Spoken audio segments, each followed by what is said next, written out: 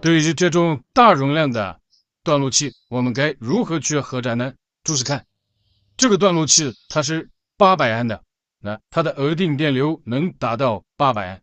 对于这种大容量的动力针炸刀，我们该如何去正确的核炸？如果核炸错误啊，就特别的危险。那我们很多电工师傅呢都不知道正确的去核炸。今天来给大家说一下我们正确的核炸方式。那有些人核炸到一半的时候，核炸到中间了，又没有核上去，又把炸道呢放下来了。那这样是错误的，对这个炸道呢有损伤，对炸道下方的负载也是有损伤的。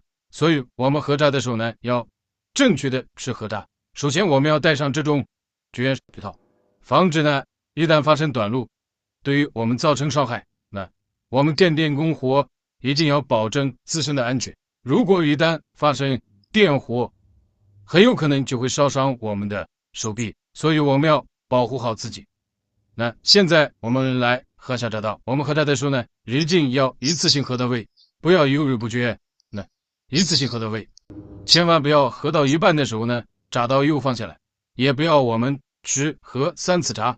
核3次炸是以前老师傅核炸的，那通信不发达就可以去核3次炸，警告确认最后核炸。但是我们现在通信非常的发达，而且我们的一些夹件，那它的寿命也是和我们以前的夹件比起来要特别的脆弱，所以我们一定要一次性核炸到位。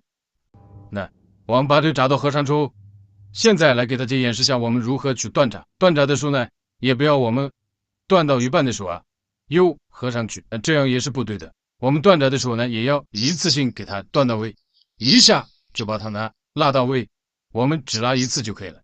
那我们现在再来核一次炸。我们核炸的时候呢，直径侧面，而且脸要对着侧面，不要正对这个炸道，一次性核炸到位。那这样我们就把这个炸素呢全部都正确的核炸完毕了。